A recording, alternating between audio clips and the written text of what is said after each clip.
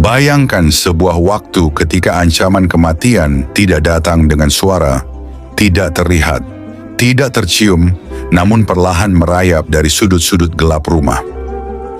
Di awal abad ke-20, Pulau Jawa menjadi saksi bisu salah satu tragedi kesehatan paling mengerikan dalam sejarahnya.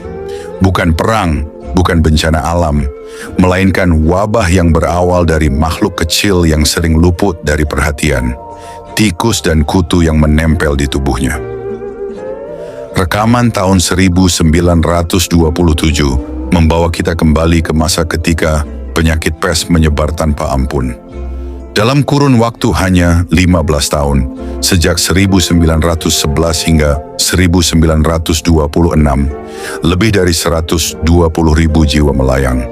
Angka yang bukan sekadar statistik, tetapi kisah tentang keluarga yang kehilangan, desa yang sunyi, dan kehidupan yang berubah dalam sekejap. Yang lebih mengerikan, wabah ini tidak menyebar dengan cara yang mudah dikenali. Ia berpindah diam-diam, dari darah tikus yang terinfeksi ke tubuh kutu, lalu ke manusia melalui gigitan kecil yang nyaris tak terasa. Di balik mekanisme itu, bersembunyi bakteri mematikan bernama Yersinia pestis, yang berkembang biak tanpa terlihat hingga akhirnya merenggut nyawa. Namun kisah ini bukan hanya tentang kematian. Ini adalah cerita tentang bagaimana manusia berusaha memahami sesuatu yang belum sepenuhnya mereka mengerti, tentang desa-desa yang tiba-tiba dilanda kepanikan, tentang petugas kesehatan yang menyusuri pelosok, dan tentang upaya besar-besaran untuk melawan musuh tak kasat mata. Melalui rekaman asli dan catatan sejarah ini, kita akan menelusuri bagaimana wabah itu muncul, menyebar, dan menghancurkan kehidupan masyarakat. Sekaligus bagaimana dari tragedi besar tersebut lahir kesadaran baru tentang pentingnya kebersihan, sanitasi, dan cara hidup yang lebih sehat. Inilah kisah kelam wabah pes di Jawa, sebuah pengingat bahwa ancaman terbesar kadang datang dari hal-hal yang paling kecil dan seringkali paling tak terlihat. Melihat jatuhnya korban yang kian hari semakin bertambah, pemerintah kolonial Hindia Belanda tidak tinggal diam. Wabah yang telah merenggut puluhan ribu nyawa ini memaksa mereka untuk bertindak cepat, meski di tengah keterbatasan ilmu pengetahuan dan kondisi wilayah yang luas serta sulit dijangkau.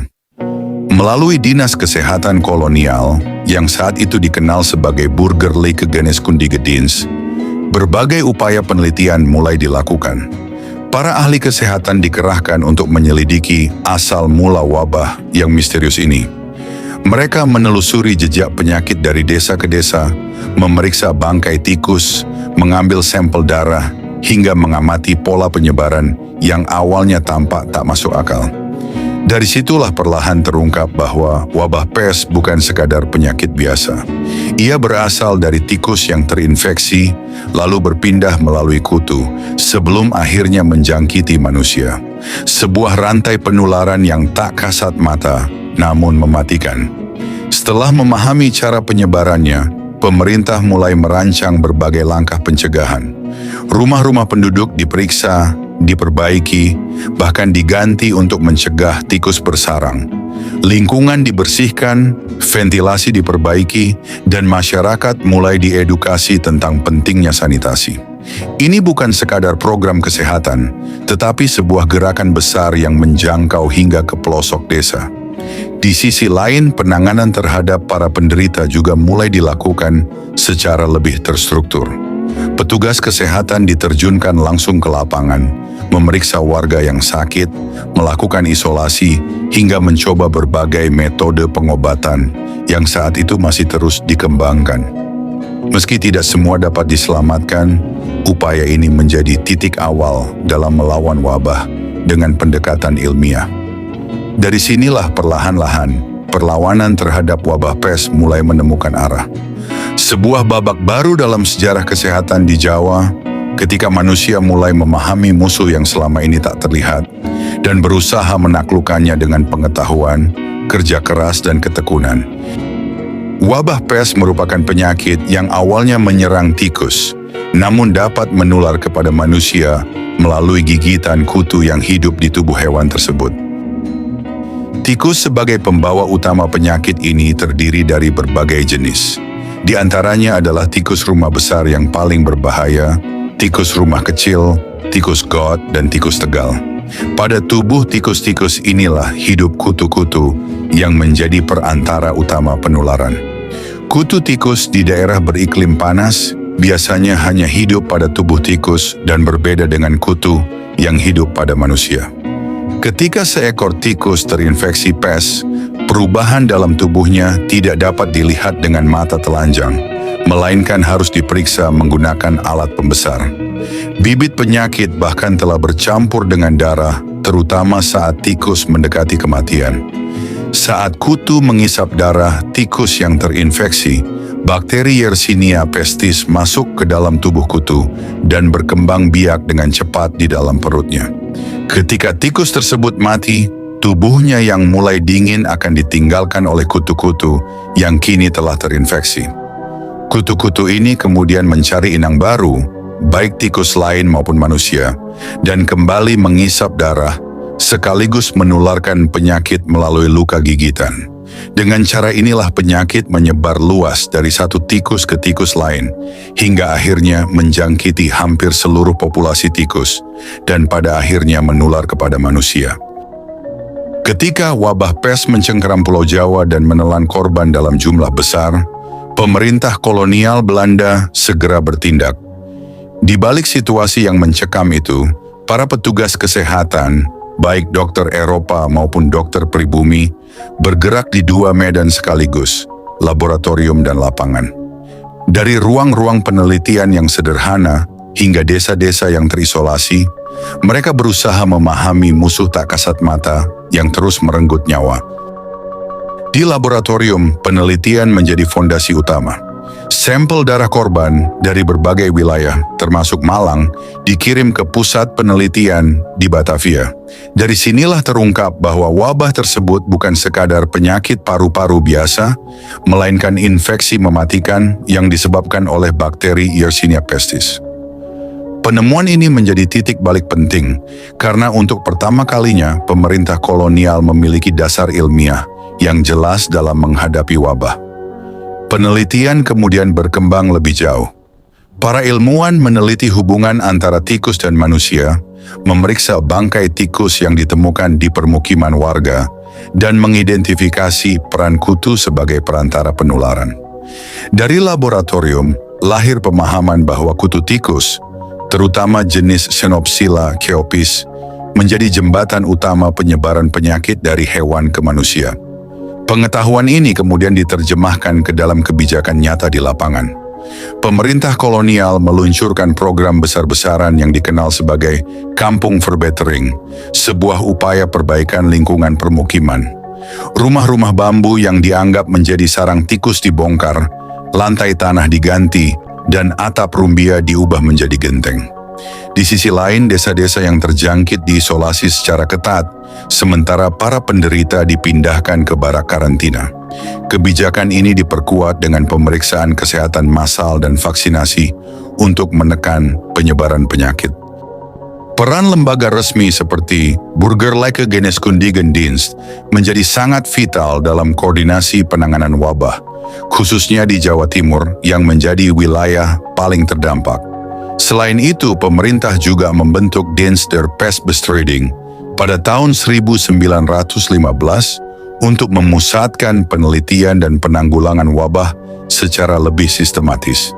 Di laboratorium, upaya ilmiah mencapai salah satu puncaknya ketika Louis Otten berhasil mengembangkan vaksin pes yang aman pada tahun 1934. Vaksin ini kemudian diproduksi massal dan digunakan dalam kampanye imunisasi besar-besaran, menjadi salah satu senjata paling efektif dalam menekan angka kematian. Namun, di balik kemajuan sains tersebut, muncul ketegangan besar di tengah masyarakat. Salah satu prosedur yang paling menimbulkan ketakutan adalah praktik tusukan limpa atau milpunti. Bagi tenaga medis, tindakan ini merupakan metode akurat untuk mendeteksi bakteri dalam tubuh. Tetapi bagi masyarakat Jawa, menusuk jenazah dianggap sebagai pelanggaran terhadap nilai-nilai sakral. Tubuh orang yang meninggal seharusnya tetap utuh dan dihormati, bukan dijadikan objek penelitian. Ketidakpahaman ini melahirkan ketakutan dan kecurigaan. Banyak keluarga memilih menyembunyikan anggota yang sakit, bahkan menguburkan jenazah secara diam-diam untuk menghindari petugas kesehatan. Kebijakan lain seperti pembakaran rumah dan karantina paksa semakin memperkuat anggapan bahwa pemerintah kolonial membawa penderitaan, bukan pertolongan. Di tengah situasi penuh ketegangan itu, muncul sosok dokter pribumi seperti Cipto Mangunkusumo. Ia turun langsung ke lapangan, berinteraksi dengan masyarakat tanpa jarak, dan berusaha menjembatani dunia medis modern dengan nilai-nilai lokal. Pendekatannya yang humanis perlahan membangun kembali kepercayaan, menunjukkan bahwa ilmu pengetahuan tidak harus berseberangan dengan kemanusiaan. Seiring waktu, kombinasi antara penelitian laboratorium, kebijakan kesehatan yang masif, dan pendekatan sosial yang lebih bijak mulai menunjukkan hasil. Wabah pes yang semula begitu mematikan perlahan dapat dikendalikan. Namun peristiwa ini meninggalkan pelajaran penting, bahwa keberhasilan dalam menghadapi krisis kesehatan tidak hanya bergantung pada sains semata, tetapi juga pada kemampuan memahami budaya, membangun kepercayaan, dan menghormati nilai-nilai masyarakat yang dilayani. Salah satu langkah utama untuk memutus rantai penularan adalah dengan memisahkan manusia dari tikus. Hal ini dilakukan melalui perbaikan dan penggantian struktur rumah agar tidak lagi menjadi tempat bersarang tikus. Rangka rumah dianjurkan menggunakan kayu, atau jika bambu digunakan, harus dalam kondisi utuh dan tertutup rapat pada bagian ujungnya. Dinding rumah, terutama yang berlapis 2, harus diikat kuat agar tidak menjadi sarang tikus. Bagian atap juga dirapatkan, dan bahan seperti daun atau bambu sebaiknya diganti dengan genteng atau seng. Selain itu, kebersihan rumah menjadi faktor penting.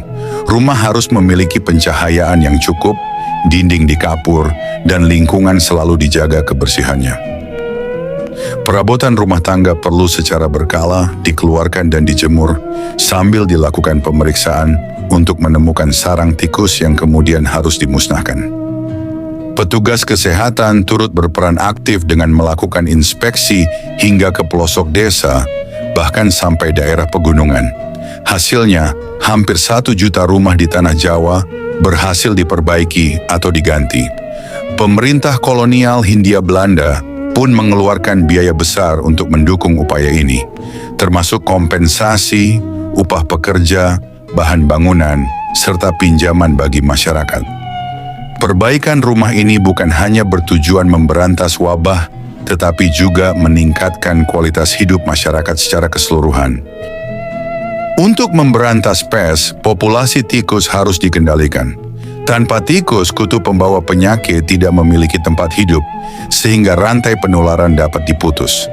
Langkah pertama adalah mengetahui tempat persembunyian tikus. Rumah-rumah diperiksa secara menyeluruh, mulai dari atap, rangka hingga dinding. Sarang tikus sering ditemukan di bagian atap, bahkan disertai bangkai yang telah membusuk. Di dalam rangka rumah dan dinding, terutama yang berbahan bambu, sering ditemukan sarang tikus, termasuk bangkai yang telah lama mati. Bambu yang berlubang akibat gigitan tikus menjadi jalur sarang yang memanjang di dalamnya. Tikus juga kerap bersarang di antara dinding 2 lapis, yang menjadi salah satu tempat paling berbahaya. Karena itu, memperbaiki atau mengganti rumah menjadi langkah paling efektif dalam memerangi tikus sekaligus mencegah wabah. Di tengah upaya besar memberantas wabah pes, kamera kolonial merekam sebuah pemandangan yang tidak biasa. Para petugas kesehatan bersama warga desa bekerja bahu-membahu membongkar bagian-bagian rumah. Dinding bambu yang rapat mulai dicongkel, lantai tanah digali, dan atap rumbia diangkat satu persatu. Semua dilakukan bukan tanpa alasan. Di balik celah-celah itulah, tikus-tikus bersembunyi, membawa ancaman penyakit mematikan. Dengan alat sederhana di tangan, para petugas memimpin pekerjaan. Mereka menunjuk sudut-sudut yang dicurigai sebagai sarang, sementara warga mengikuti dengan perasaan campur aduk antara patuh, takut, dan tak berdaya. Setiap bongkahan bambu yang dilepas seakan membuka lapisan tersembunyi dari rumah yang selama ini dianggap aman. Sesekali tikus-tikus berlarian keluar dari persembunyian, memicu kegaduhan kecil. Beberapa warga mundur, yang lain mencoba memukul atau mengusirnya. Pemandangan itu memperjelas satu hal yang selama ini tak terlihat, bahwa rumah-rumah sederhana tersebut, selain menjadi tempat berlindung manusia, juga telah lama menjadi habitat bagi hewan pembawa penyakit. Bagi petugas kesehatan, tindakan ini adalah bagian penting dari upaya memutus rantai penyebaran bakteri Yersinia pestis.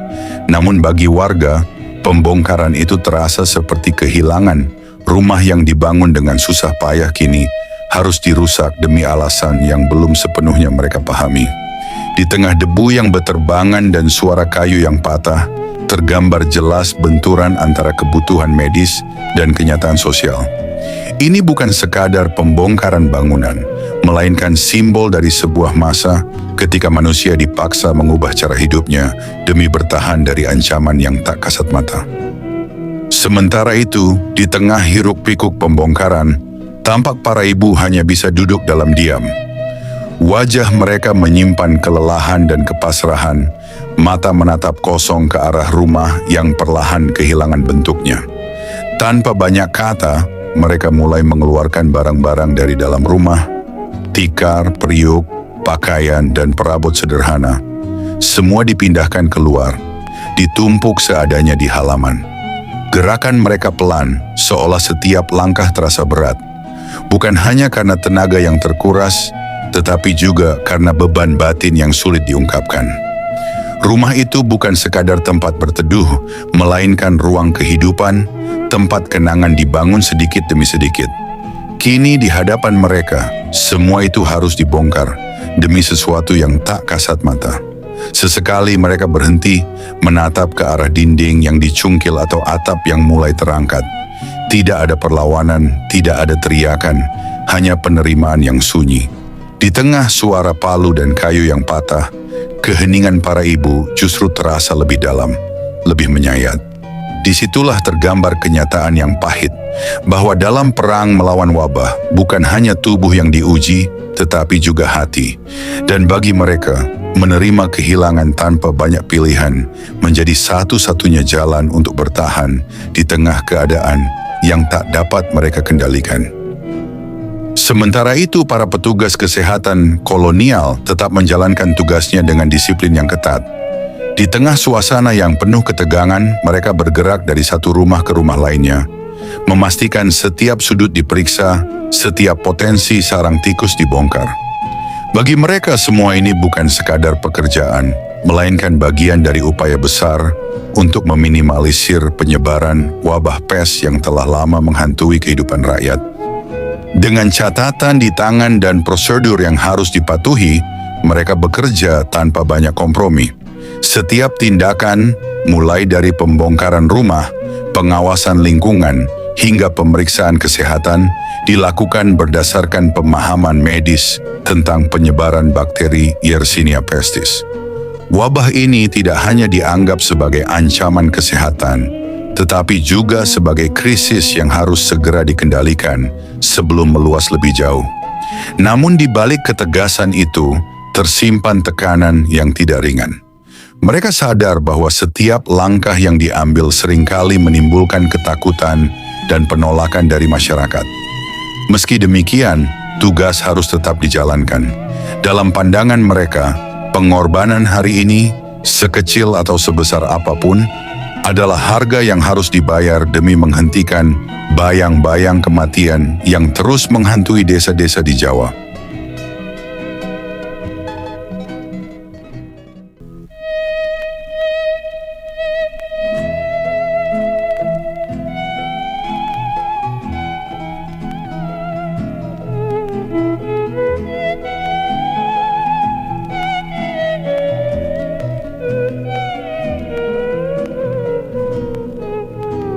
Wabah pes ini nyata dan mematikan. Di sebuah desa, seorang anak bernama Pak Wongso jatuh sakit dan meninggal dunia. Petugas kesehatan segera datang untuk mengambil sampel dan memastikan penyebab kematian.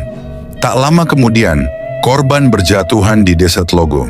Dalam satu desa dengan 70 rumah dan 434 penduduk, tercatat 28 rumah terjangkit dan 59 orang terinfeksi. Di desa Sembawa, sekitar 16% penduduk meninggal akibat pes. Bahkan di beberapa daerah, lebih dari 10% populasi musnah dalam waktu 1 tahun. Wilayah Jawa Tengah menjadi salah satu daerah yang paling terdampak, dengan penyebaran meluas dari satu karisidenan ke karisidenan lainnya. Wabah ini sendiri pertama kali muncul di Jawa Timur pada tahun 1911 sebelum akhirnya menyebar ke arah barat.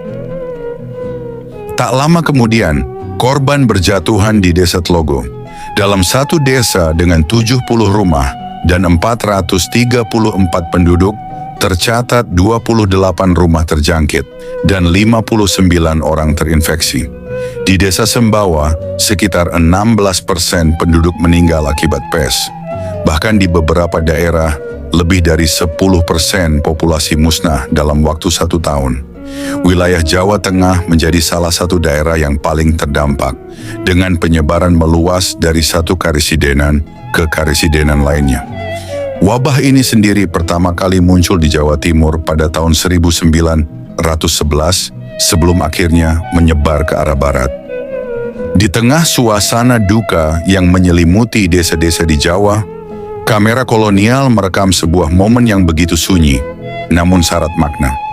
Lensa itu menangkap detik-detik ketika satu lagi korban wabah pes mengembuskan napas terakhirnya. Sebuah kematian yang pada masa itu bukan lagi peristiwa luar biasa, melainkan bagian dari keseharian yang menakutkan. Tubuh yang telah terbujur kaku itu segera dipersiapkan. Tanpa banyak kata, keluarga dan tetangga berkumpul. Wajah-wajah mereka menyimpan kesedihan yang dalam, namun juga kelelahan yang tak terucapkan. Seolah duka telah menjadi beban kolektif yang terus berulang. Dalam diam, mereka memahami bahwa wabah ini bisa merenggut siapa saja, kapan saja. Kamera kemudian mengikuti iring-iringan jenazah yang perlahan bergerak meninggalkan rumah. Warga berbondong-bondong mengantar hingga ke pemakaman. Sebagian berjalan tanpa alas kaki, sebagian lagi menundukkan kepala, menghindari tatapan kamera yang terasa asing. Di antara mereka terdengar lirih doa-doa yang dipanjatkan, berpadu dengan langkah kaki yang serempak di jalan tanah yang berdebu. Namun di balik prosesi yang tampak khidmat itu, terselip rasa cemas yang tak kasat mata. Setiap orang yang hadir sadar bahwa mereka berada di dekat sumber penularan yang mematikan. Tetapi adat dan rasa kemanusiaan lebih kuat daripada rasa takut. Mengantar jenazah hingga ke liang kubur adalah kewajiban moral. Sebuah penghormatan terakhir yang tak boleh ditinggalkan, bahkan di tengah ancaman wabah. Sesampainya di kuburan, liang lahat telah disiapkan dengan tergesa. Tidak ada upacara panjang, tidak ada keramaian seperti hari-hari biasa sebelum wabah datang. Semua berlangsung cepat, seakan waktu menjadi musuh yang harus dilawan. Jenazah diturunkan, tanah ditimbun, dan doa-doa dipanjatkan dengan singkat. Kamera itu terus merekam, tanpa suara, tanpa emosi, namun justru disitulah kekuatannya. Ia menjadi saksi bisu bagaimana masyarakat menghadapi kematian dengan keteguhan meski diliputi ketakutan. Ia juga merekam kontras yang tajam antara pendekatan medis kolonial yang dingin dan penuh prosedur dengan tradisi lokal yang hangat, penuh empati, dan menjunjung tinggi penghormatan terakhir bagi yang telah pergi. Dalam bingkai-bingkai hitam putih itu tersimpan sebuah kenyataan pahit, bahwa di tengah wabah pes, kematian bukan hanya kehilangan individu, melainkan luka bersama yang terus membekas di ingatan kolektif masyarakat Jawa. Tahun 1920-an seharusnya menjadi masa kemajuan bagi Hindia Belanda. Namun bagi penduduk desa Tlogo, waktu justru berjalan dalam bayang-bayang kecemasan. Di bawah rimbunnya pepohonan, desa yang biasanya dipenuhi suara lesung dan tawa para petani perlahan berubah menjadi sunyi. Maut datang tanpa suara dibawa oleh makhluk kecil tak terlihat, kutu-kutu yang bersarang di tubuh tikus. Wabah itu bukan berasal dari tanah Jawa. Ia menyelinap dari pelabuhan-pelabuhan besar, terbawa kapal-kapal pengangkut beras dari Burma yang bersandar di Surabaya. Dari sana, penyakit merambat mengikuti jalur kereta api, menembus kota-kota, hingga akhirnya mencapai pedalaman seperti Telogo. Ketika pes tiba, pola kematian mulai terlihat dengan jelas. Demam tinggi yang datang tiba-tiba, pembengkakan kelenjar yang menyakitkan di ketiak atau selangkangan, dan dalam hitungan hari, tubuh yang sebelumnya kuat pun tak berdaya. Suasana desa berubah drastis. Jalan-jalan yang biasanya ramai menjadi lengang. Warga memilih berdiam diri di dalam rumah, dihantui rasa takut yang tak kunjung reda. Namun di tengah kesunyian itu, terdengar suara lain yang justru semakin sering menggema. Ketukan palu dan derit gergaji yang memecah keheningan. Pemerintah kolonial melalui Dienst der Pestbestrijding menjalankan kebijakan drastis. Rumah-rumah bambu yang dianggap sebagai sarang tikus dibongkar tanpa kompromi. Atap rumbia diturunkan, dinding bambu rangkap atau gedek dibuka, diganti atau dimodifikasi agar sinar matahari dapat masuk dan mengurangi tempat persembunyian tikus. Bagi warga, ini bukan sekadar renovasi, melainkan perubahan paksa atas cara hidup yang telah diwariskan turun-temurun. Di tengah situasi itu, masyarakat Telogo terjebak di antara dua dunia. Di satu sisi, para dokter pemerintah datang membawa pendekatan ilmiah, vaksinasi, karantina, dan perintah perbaikan lingkungan. Namun semua itu terasa asing, bahkan menakutkan.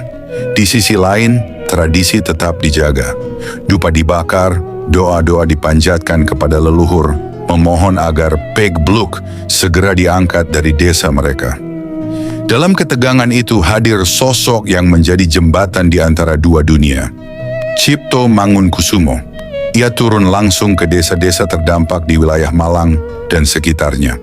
Tanpa rasa takut, ia merawat pasien, bahkan membedah bisul pes yang mengerikan, sambil memberikan penghiburan kepada mereka yang dijauhi dan dikucilkan. Pendekatannya yang manusiawi perlahan menumbuhkan kembali kepercayaan masyarakat terhadap pengobatan modern. Namun, wabah pes di desa Telogo bukan sekadar kisah tentang penyakit. Ia adalah tragedi kemanusiaan. Banyak keluarga kehilangan tulang punggungnya, anak-anak menjadi yatim, dan desa hidup dalam isolasi ketat. Akses keluar masuk dijaga oleh otoritas kolonial, bukan hanya untuk melindungi penduduk, tetapi juga demi memastikan wabah tidak menyebar ke perkebunan-perkebunan besar milik Belanda. Hari ini kisah itu mungkin telah terkubur bersama waktu. Desa kembali tenang, kehidupan berjalan seperti biasa.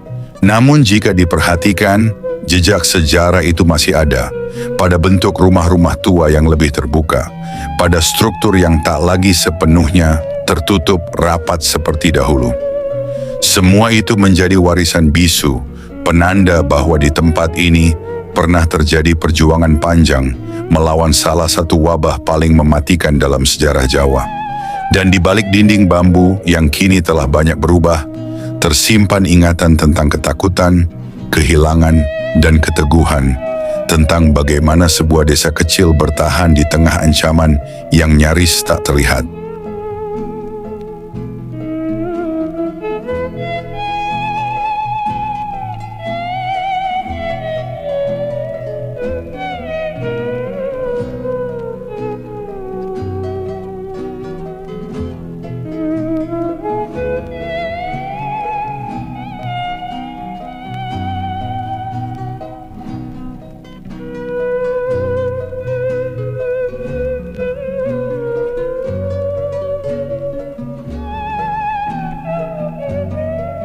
Penyebaran penyakit seringkali terjadi tanpa disadari. Dikisahkan Pak Wongso pergi ke pasar untuk menjual hasil panen dan membeli padi. Tanpa ia ketahui padi tersebut berasal dari daerah yang telah terjangkit wabah dan mengandung kutu-kutu pembawa penyakit. Ketika padi dibawa pulang dan disimpan di rumah, tikus datang untuk memakannya. Kutu-kutu yang ada pada padi berpindah ke tubuh tikus, menularkan penyakit, hingga akhirnya tikus tersebut mati.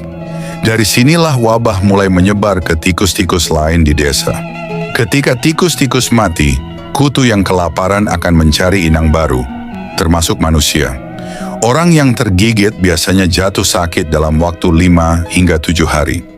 Keluarga dan tetangga berusaha merawat, bahkan memanggil dukun serta melakukan berbagai ritual. Pada dekade 1920-an, Pulau Jawa berada dalam cengkeraman maut yang dikenal sebagai sampar, wabah pes yang menyebar cepat dan mematikan. Penyakit ini, yang dibawa oleh kutu tikus dari jalur perdagangan beras impor, merenggut ribuan nyawa dari Malang hingga pelosok Jawa Tengah dan Barat.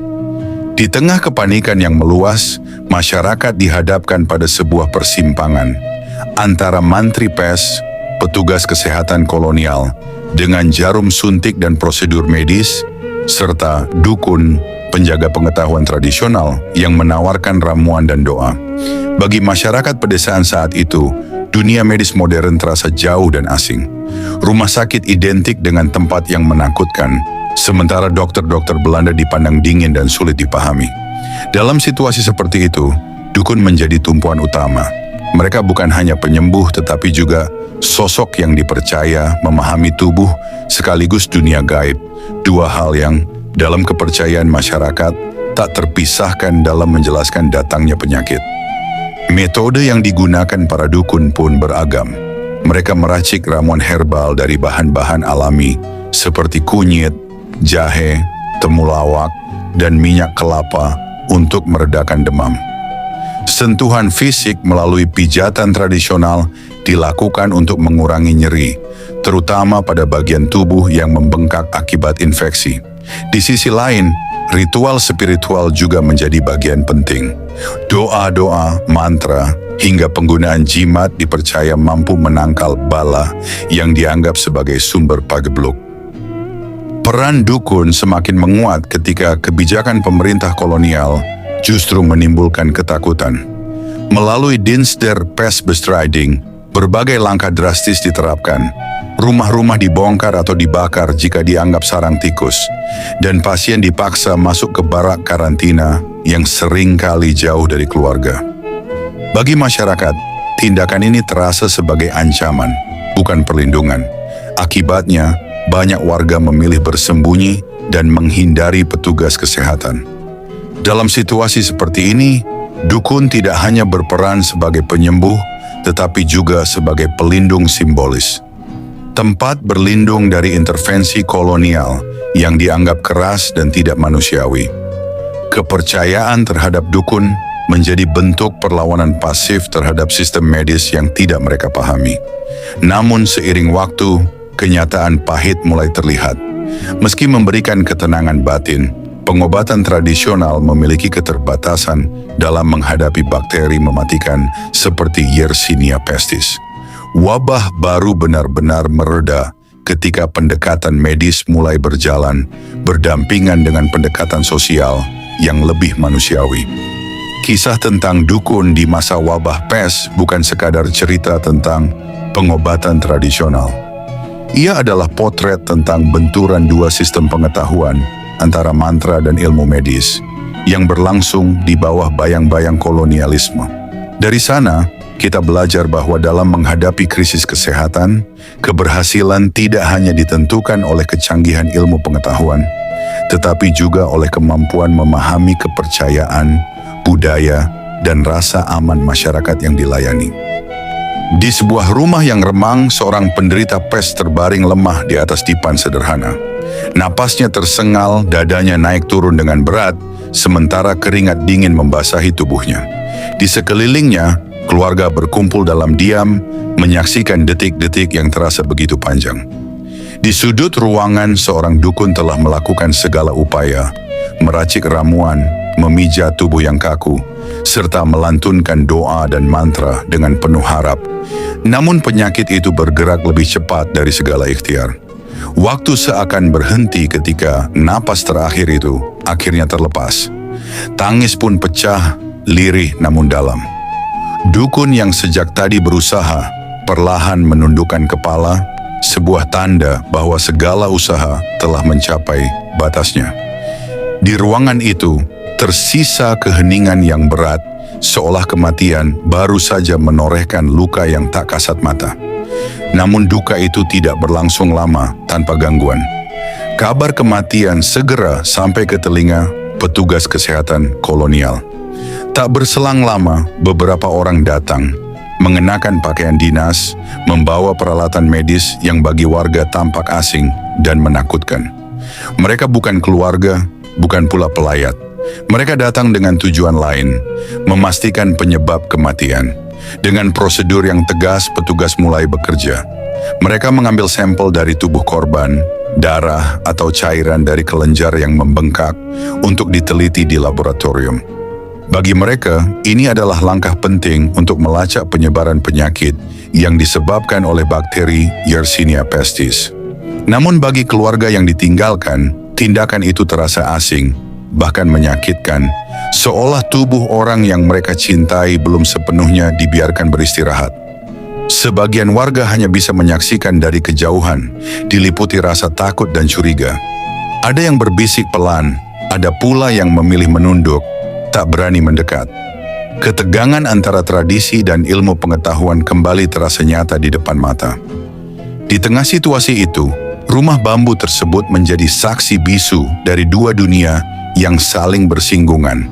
Dunia kepercayaan lama yang penuh doa dan harapan, serta dunia medis modern yang bergerak dengan logika dan penelitian. Dan di antara keduanya seorang manusia telah pergi, menjadi bagian dari angka dalam laporan, sekaligus luka mendalam bagi mereka yang ditinggalkan. Wabah tahun 1927 meninggalkan jejak kelam dalam sejarah Pulau Jawa. Ia bukan hanya tentang penyakit, tetapi juga tentang bagaimana masyarakat berjuang menghadapi ancaman yang tak terlihat, dan bagaimana dari tragedi itu lahir kesadaran akan pentingnya kebersihan, sanitasi, serta lingkungan hunian yang sehat. Film dokumenter ini disutradarai oleh Willie Mullins dan diproduksi pada tahun 1927 di Belanda oleh Hage Film, sebuah perusahaan perfilman yang berbasis di Den Haag. Karya ini menjadi bagian dari produksi visual yang tidak hanya merekam realitas, tetapi juga menyampaikan pesan tertentu kepada penontonnya. Seiring berjalannya waktu, film tersebut kini tersimpan sebagai arsip bersejarah di Amsterdam, menjadi saksi bisu bagaimana wabah pes pernah didokumentasikan secara visual pada masa kolonial. Lebih dari sekadar rekaman peristiwa, film ini sejak awal dirancang sebagai media edukasi oleh pemerintah kolonial Belanda. Melalui gambar-gambar yang ditampilkan, film ini bertujuan menjelaskan asal-usul, penyebaran, hingga upaya penanggulangan wabah pes kepada masyarakat, sekaligus memperkuat legitimasi kebijakan kesehatan yang dijalankan pemerintah pada masa itu.